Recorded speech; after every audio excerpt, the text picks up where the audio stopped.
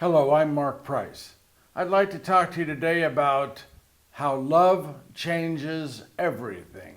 Love changes everything, a great song written by Andrew Lloyd Webber, and it talks about how love truly does change everything, and in the end, nothing remains the same. We will never be the same again when we embrace love.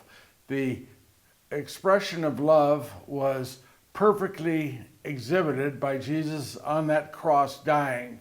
But the resurrection, which we celebrated last Sunday, Easter, was the fulfillment of his sacrifice. It was the final expression of his love for us, rising from the dead, opening heaven for all of us. I'm going to talk about 3 different ways we can see this change, actually reassurances for us in our life that came about as a result of the resurrection. But first, there was a rancher, a Texas rancher. And you know how Texas is so big, and I remember asking somebody one time when I was in Texas for directions. He says, "Oh, you just go down the road a piece." And it was 2 hours later I got to turn left. So it's a big place, Texas. This rancher was in England, and he was at a symposium with other ranchers. And he wanted to really brag about how big his ranch was. And he was with another rancher, and rancher asked, he says, "Tell me about your ranch." And the Texan said, "Well, my ranch is so big, so vast, I can get in my truck first thing in the morning when the sun just starts to come up and start to drive. And by the end of the day, when the sun is setting, I haven't even made it through my ranch yet." And the English rancher looked at him and said, "Yeah." He said, "I understand. I used to have a truck like that too." We can brag, but people may not totally get us sometimes. Amen?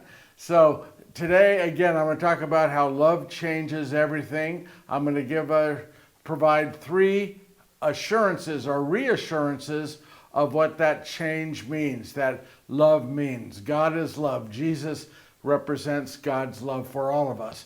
So 3 ways we can look at that change in God's love. From the first reading in Acts, many signs and wonders were done among the people at the hands of the apostles. From the second reading, Revelation, it says, "When I caught sight of him, I fell down at his feet as though dead. He touched me with his right hand and said, 'Do not be afraid. I am the first and the last, the one who lives.'" Jesus came, from the Gospel of John now, Jesus came and stood in their midst and said to them, "Peace be with you." In the Gospel today, Jesus tells us 3 times, "Peace be with you." He is there to provide peace. So what are the 3 assurances that we get from the resurrection? The first one comes from the first reading today in Acts, and that is that God is performing powers through us. God works through us, each of us. The apostles were people who were following Jesus for 3 years, but it wasn't really until after the resurrection that people started flocking to the apostles. The resurrection made it real, that Jesus was real, that Jesus's promises of death and then resurrection were real. And they believed, and it's in today's first reading, that if they could just be in the shadow of Peter,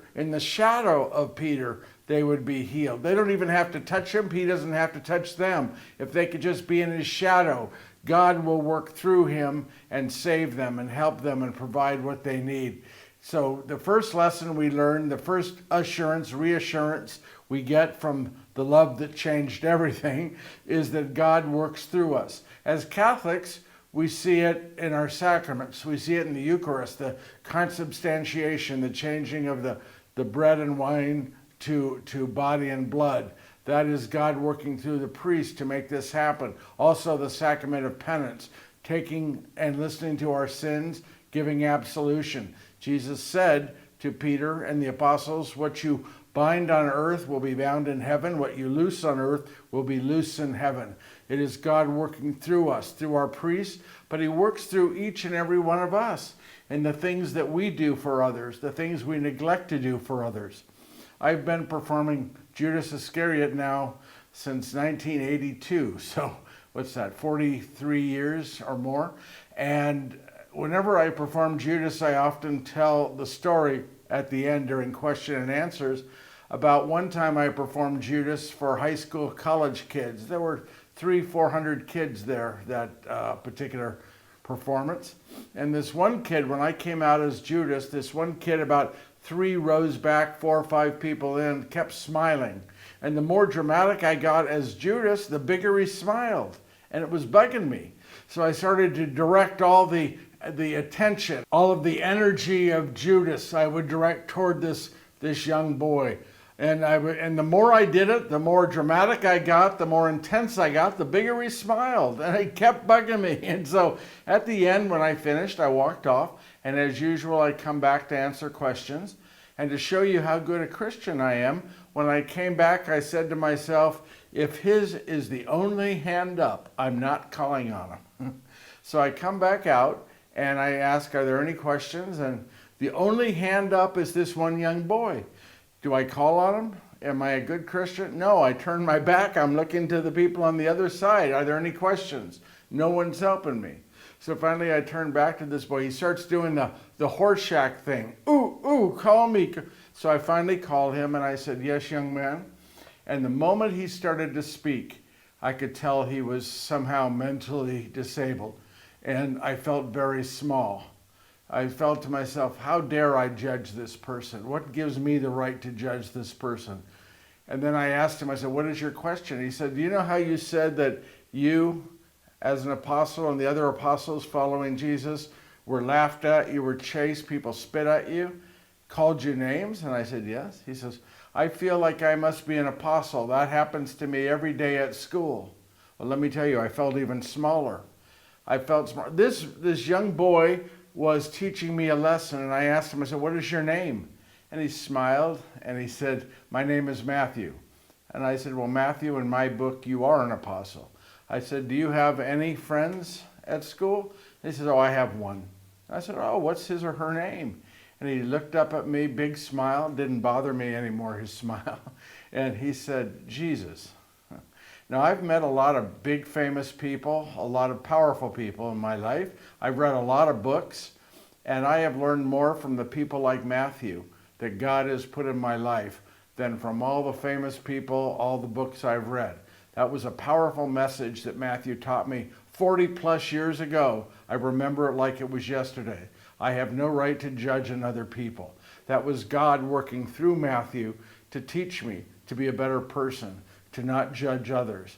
God works through us. That's the reassurance we have by the love that changes everything, the resurrection that was real.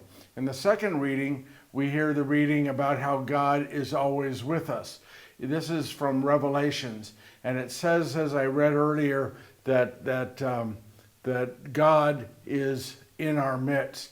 This book was written by the prophet evangelist John while he was in exile on the island of Patmos. Now, some people, and probably John at first, would feel I'm in exile, I'm forgotten about by God.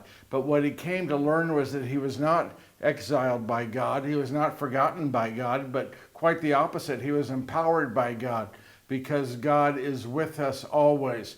God empowered him to write this amazing book, the last book of the Bible, the last book of our New Testament, the book of Revelation.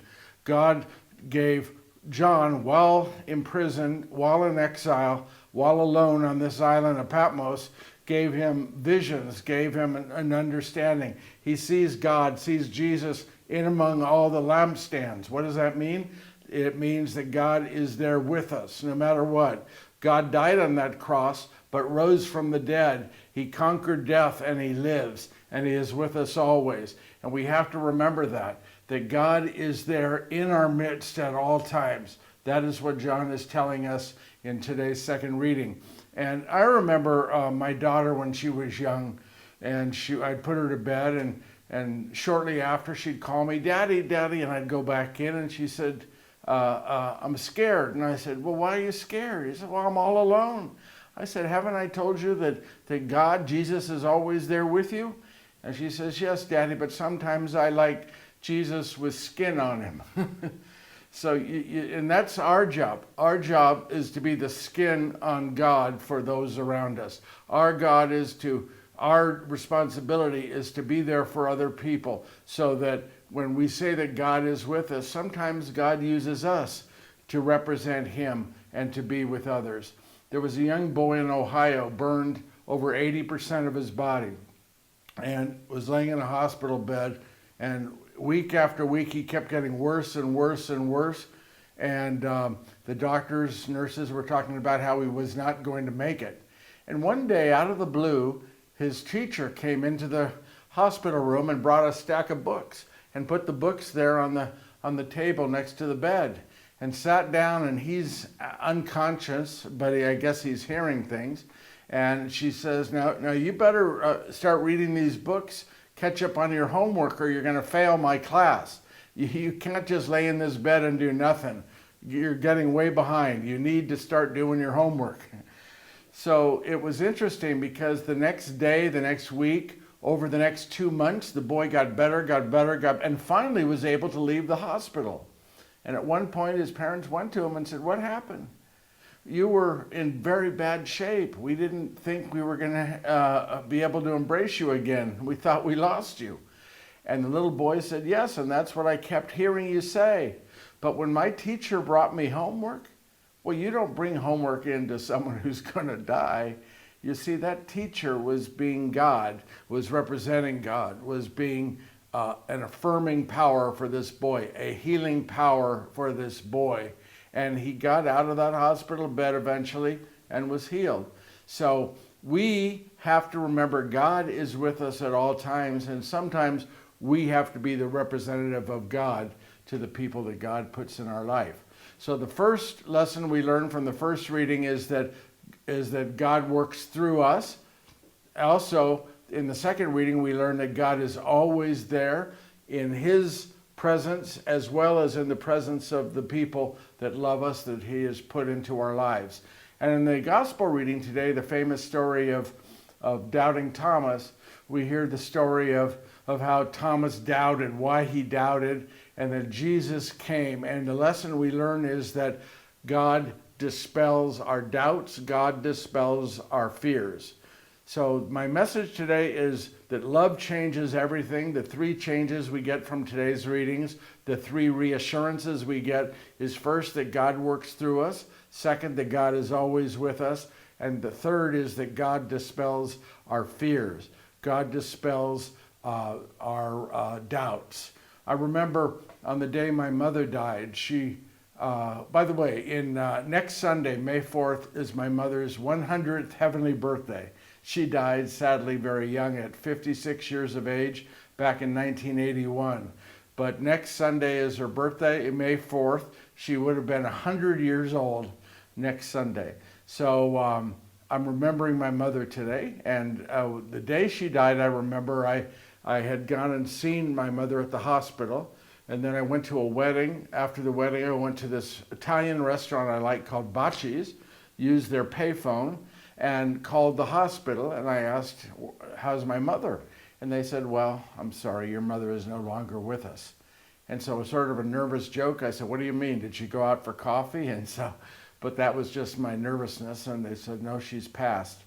So I left Bacci's. I went to visit a priest friend of mine who was about to say Mass. I went to Mass, and then I went home, went to bed. I was all alone, and I was scared. I was nervous. I was wondering if my mother was okay, how she was. And I began to pray. I'm lying in bed, and I'm praying to God, just give me a sign.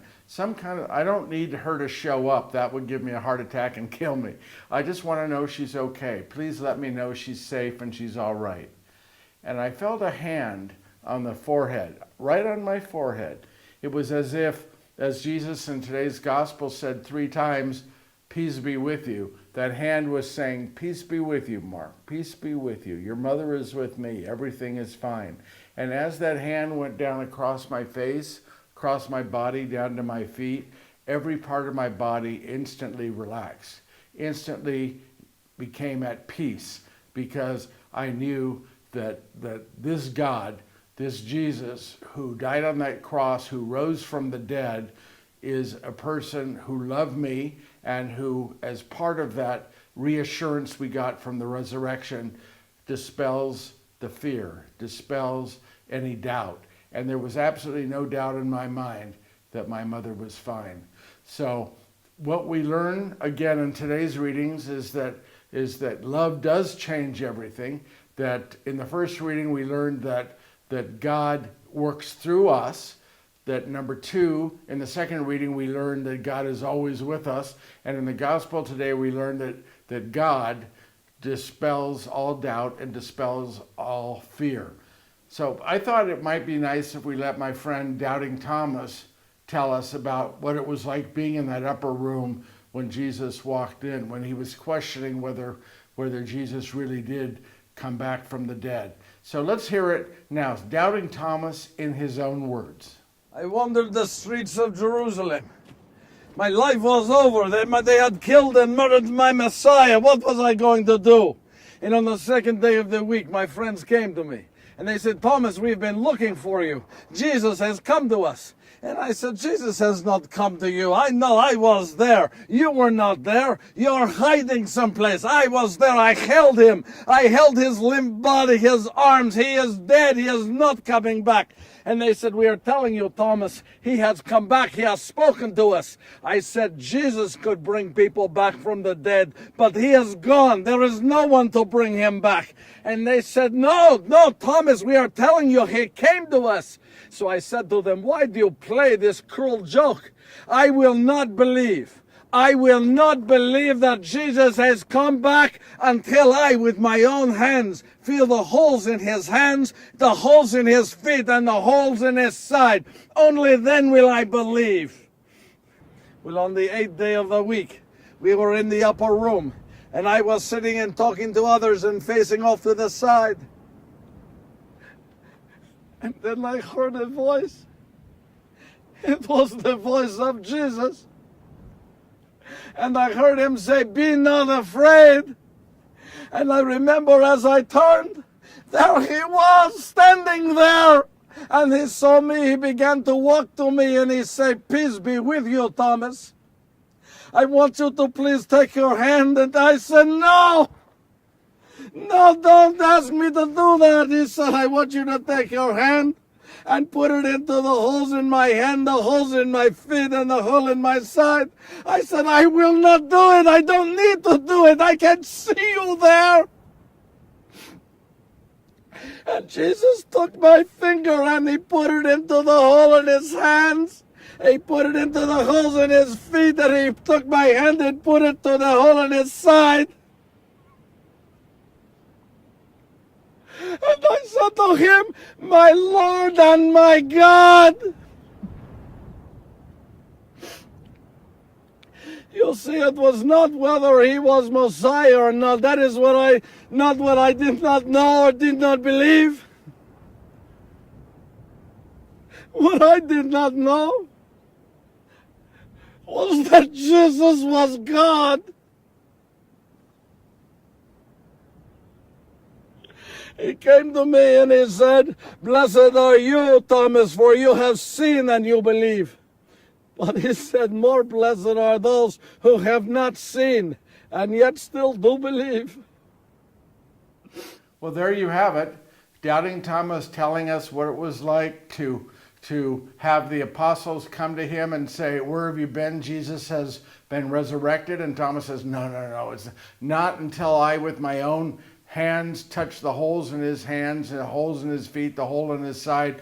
Only then will I believe. And then how Jesus comes to him. You see, Jesus knows when we are doubting. He knows when we are fearful, and he will always be there for us. Love changes everything. It changes everything. It opens our mind and our hearts to the idea that God is working through us at all times, through what we do, through what we neglect to do. That God is going to be with us at all times. Even when we don't know he's there, God is there, caring for us, loving us. And that also that no matter how much we doubt, how much fear we have, how afraid we are, God will dispel that fear. That's how much he loves us. And love changes everything. As the song ends, Love Changes Everything by Andrew Lloyd Webber, it says, you will never be the same. Love will change you so much that you will never be the same. And that is so true. The resurrection is real. It changes us completely and totally. We are not the same when we embrace the love that God is and the resurrection that really did happen. Yeah, amen? This is Mark Price. Thanks for listening.